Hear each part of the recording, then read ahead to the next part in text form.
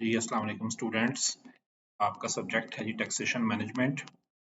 MCom BS accounting and finance में है ये। और ये इसकी कोर्स बुक है। हम इस कोर्स बुक के 9 यूनिट्स देखते जाएंगे। हर वीडियो में हम एक यूनिट को कवर करेंगे। आपके हर कोर्स की तरह इस कोर्स के भी आपके 9 यूनिट्स हैं। इन 9 यूनिट्स को हमने स्टडी करना है। जो पहला यूनिट है वो understanding the tax system of Pakistan है। इस चीज़ के मतलब टैक्स का सब्जेक्ट जैसे आप लोगों ने बीकॉम में भी पढ़ा, एमकॉम में भी है, लेकिन आप थोड़ा सा मजीद हम इसे वजाहत से देखेंगे। स्पेशली पार्टनरशिप और कंपनीज की टैक्सेशन देखेंगे। प्लस इसमें फेडरल एक्साइज ड्यूटी और कस्टम्स ड्यूटी है, उसको डिस्कस करेंगे। तो हर वीडियो में मैं ब्रीफ चीज़ें आपके साथ शेयर करता जाऊंगा। आपने बुक से इसकी रीडिंग साथ साथ करते जाना है ताकि आपकी पेपर के पॉइंट ऑफ व्यू से भी तैयारी हो सके। तो हम डायरेक्ट चलते हैं जी अपने पहले यूनिट पे। पहला यूनिट है जी understanding the tax system of Pakistan. Pakistan का टैक्स सिस्टम है क्या। तो बेसिक कॉन्सेप्ट ऑफ टैक्स वही है जो बीकॉम के अंदर ये चीज़ें आपने पढ़ी होंगी। Tax is a basically a financial charge और other levy imposed upon the taxpayer by state. State की तरफ से जो टैक्स पेयर्स पे नाफिज होता है उसे टैक्स कहते हैं। और भी डेफिनेशंस हैं जिनको आप रीड आउट कर सकते हैं। टाइप्स टैक्स की यहाँ भी डायरेक्ट टैक्स और इनडायरेक्ट टैक्स में डिवाइडेड है। डायरेक्ट टैक्स जो आप डायरेक्टली पे करते हैं to the authorities, and indirect जो कोई थर्ड पर्सन के जरिए पे होता है। फिर प्रोग्रेसिव टैक्स है, जैसे जैसे इनकम बढ़ती है तो टैक्स रेट भी बढ़ता जाता है। रिग्रेसिव टैक्स है जिसमें इनकम बढ़ने के साथ टैक्स रेट कम होता जाता है। प्रोपोर्शनल और फ्लैट टैक्स है कि इनकम का लेवल कोई भी हो, सेम परसेंटेज के हिसाब से आपकी इनकम पे टैक्स होगा। अब पाकिस्तान के टैक्स सिस्टम की बात करें तो इसमें बहुत से टैक्सेस हैं। जैसे सबसे ब्रॉडर तो इनकम टैक्स है, जो इनकम टैक्स ऑर्डिनेंस 2001 के तहत है। इस आपके सिलेबस का 60% हिस्सा इसके मुतल्लक है। देन इसके अंदर ही पर्सनल इनकम टैक्स आता है, जैसे आपने बीकॉम में पढ़ा। Salaries, income from property, income from business, capital gains and income from other sources. ये जो 5 हैं, ये 5 हेड्स ऑफ इनकम होते हैं इनकम टैक्स के अंदर, जिन पर टैक्स रेट अप्लाई होते हैं।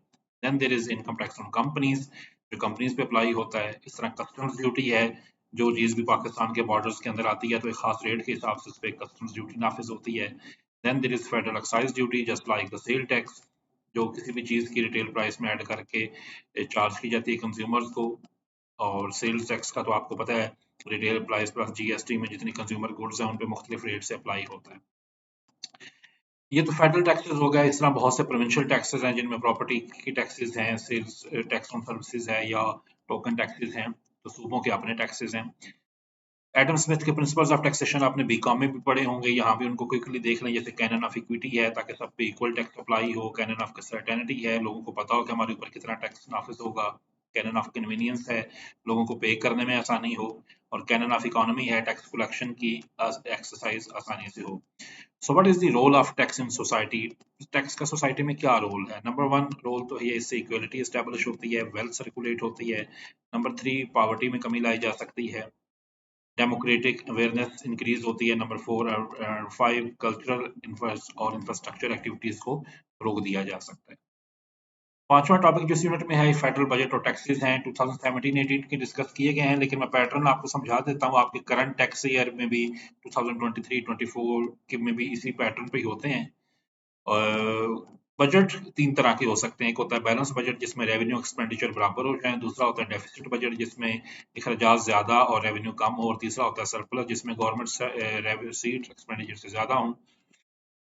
तो ये उस ईयर का बजट दिया हुआ है जिसमें डिफरेंट जो सोर्सेज हैं वो डिस्कस किए गए हैं। नेट रेवेन्यू रिसीट्स जो होती हैं पाकिस्तान में, उसमें फिर टैक्स रेवेन्यू भी होता है और नॉन टैक्स रेवेन्यूज भी शामिल होते हैं।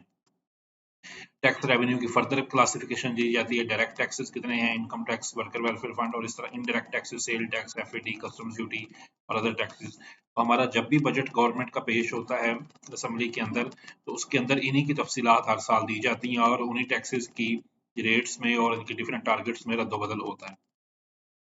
उसके बाद फेडरल बोर्ड ऑफ रेवेन्यू वो इदारा है जो पाकिस्तान में टैक्स कलेक्ट करता है। बीकॉम में भी आपने इसके मतलब पढ़ा होगा, इसकी पावर्स एंड फंक्शंस पढ़ी होंगी। इसका ऑर्गेनाइजेशनल स्ट्रक्चर है जिसका एक चेयरमैन होता है, और चेयरमैन के बाद इसके डिफरेंट लेयर्स हैं, मेंबर्स होते हैं जो एफपीआर के अंदर ये डिफरेंट फंक्शंस परफॉर्म करते हैं। फिर एफपीआर की पावर्स एंड फंक्शंस, एफपीआर का जो एक्ट है 2007 का, उसके अंदर दी हुई हैं। एक लिस्ट दी हुई है, इसको अच्छी तरह पढ़ लीजिएगा। पावर्स इनकी यही है कि टैक्स के हवाले से रूल्स बना सकते हैं, ऑफिसर्स अपॉइंट कर सकते हैं, ऑफिस क्रिएट कर सकते हैं, और टैक्स इम्प्लीमेंटेशन ऑर्डिनेंस की इम्प्लीमेंटेशन को फैसिलिटेट कर सकते हैं। जो इनका हाईएस्ट ऑफिसर होता है कमिश्नर इनलैंड रेवेन्यू, उसकी पावर्स एंड फंक्शंस यहाँ पे दिए हुए हैं। ये किसी भी पर्सन को नोटिस भेज सकते हैं टैक्स रिसीव के लिए और असेसमेंट कर सकते हैं, मैंडेट असेसमेंट, उनकी पावर्स एंड फंक्शंस यहाँ पे दी हुई हैं। इनको एक दफ़ा रीड आउट कर लीजिएगा। फिर सातवां टॉपिक जो इस यूनिट में है कि पाकिस्तान में जो इनकम टैक्स के बेसिक कॉन्सेप्ट्स हैं। पाकिस्तान में इनकम टैक्स अप्लाई होता है इनकम टैक्स ऑर्डिनेंस 2001 की बेस पे, जिसके 240 सेक्शंस और 7 शेड्यूल्स हैं। ये शेड्यूल्स की लिस्ट यहाँ पे दी हुई है। फिर इनकम टैक्स रूल्स एफबीआर ने बनाए हुए 2002 के। अगर इनकम टैक्स ऑर्डिनेंस 2001 में कोई बात क्लियर ना हो तो रूल्स के अंदर उसको क्लियर करके इम्प्लीमेंटेशन मैकेनिज्म उसका बताया जाता है। फिर नोटिफिकेशन सर्कुलर ऑर्डर्स भी करता है एफबीआर हर साल, और ये किसी वक्त भी कर सकते हैं based on the government directions. फिर इनकम टैक्स के केस लॉज भी होते हैं जो अदालतों के अंदर क्लियर हो रहे होते हैं, वो भी रहनुमाई करते हैं। फाइनेंस सेक्टर बजट हर साल गवर्नमेंट जारी करती है, टैक्स रेट्स में कमी पेशी होती है और बाद सेक्टर्स पर टैक्स खत्म और या बाद नए पे लगाया जा सकता है। अच्छा, उसके बाद डिफरेंट डेफिनेशंस दी गई हैं इनकम टैक्स ऑर्डिनेंस की जो उसके अंदर हैं, जैसे टोटल इनकम क्या होती है, salary, property income, business income, capital gain and other sources. Taxable income आपको पता है जो टोटल इनकम में से कुछ डिडक्शंस अलाउ होती हैं जैसे ज़कात, वर्कर वेलफेयर फंड या और इस तरह की। फिर कुछ इनकम होती है जिसपे फाइनल या फिक्स रेट के हिसाब से टैक्स होता है, उनकी भी लिस्ट यहाँ पे दी हुई है। टैक्स ईयर का कॉन्सेप्ट आपको पता है, बीकॉम में आपने स्टडी किया होगा, it's a period of 12 months. Tax payer का कॉन्सेप्ट यहाँ पे दिया गया है कि वो पर्सन जिसके टैक्स डिडक्ट करिए जाए या जिसकी इनकम एक खास लिमिट से ज्यादा हो, जैसे इस डायग्राम में बताया गया है। और पर्सन की डेफिनेशन में फिर इंडिविजुअल भी आता है, एसोसिएशन ऑफ पर्सन यानी पार्टनरशिप फर्म्स भी, कंपनी भी और फेडरल या प्रोविंशियल गवर्नमेंट्स भी। इस तरह कंपनीज की डेफिनेशन भी आगे दी गई हैं। कंपनी की डेफिनेशन है स्मॉल कंपनी की और पब्लिक कंपनी की। स्मॉल कंपनीज पे कम रेट के हिसाब से टैक्स होता है। तो ये एक ब्रीफ डायग्राम है जिसके अंदर इस सारे कॉन्सेप्ट को कंसाइजली पेश किया गया है। तो ये जो फर्स्ट यूनिट है इसके अंदर ये चीजें हमने डिस्कस की। ऑलमोस्ट ये वही मटेरियल है जो बीकॉम लेवल पे आप लोगों ने पढ़ा है। एक दफा इसकी अच्छी से आप रीडिंग कर लीजिएगा, इसकी खासकर डेफिनेशंस और इम्पोर्टेंट कॉन्सेप्ट्स को रिवाइज कर लें। हम नेक्स्ट अपने वीडियो लेक्चर में यूनिट 2 शुरू करेंगे जिसमें हम बीकॉम के अंदर जितना भी टेक्स्ट पढ़ा होगा उसको यूनिट 2 के अंदर रिवाइज करेंगे। तो यूनिट 1 के लिए स्पेशल इंस्ट्रक्शंस है कि इसकी रिविजन अच्छी तरह कर लें, इंपॉर्टेंट कॉन्सेप्ट्स को, डेफिनेशंस को, और स्पेशली जो इसके अंदर टर्मिनोलॉजीज दी होती हैं और सेक्शन और सब सेक्शन के तहत जो डेफिनेशंस होती हैं उनको अच्छी तरह कर दें ताकि पेपर में आप उस तरह रिप्रोड्यूस कर सकें। बहुत शुक्रिया।